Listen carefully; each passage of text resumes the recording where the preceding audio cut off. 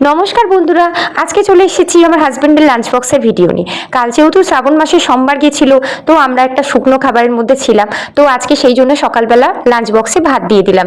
এখানে দিলাম গরম গরম সাদা ভাত, আর তার সাথে দিলাম একটা গন্ধরাজ লেবু।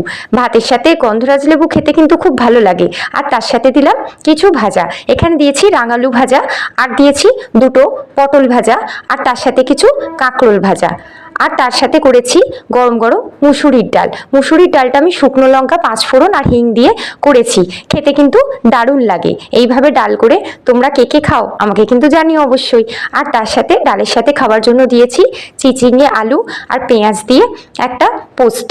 পোস্ত কিন্তু ডালের সাথে খেতে দারুণ লাগে। তোমরা নিশ্চয়ই পোস্ত খেতে খুব ভালোবাসো, পোস্ত খেতে আমার কিন্তু দারুণ লাগে।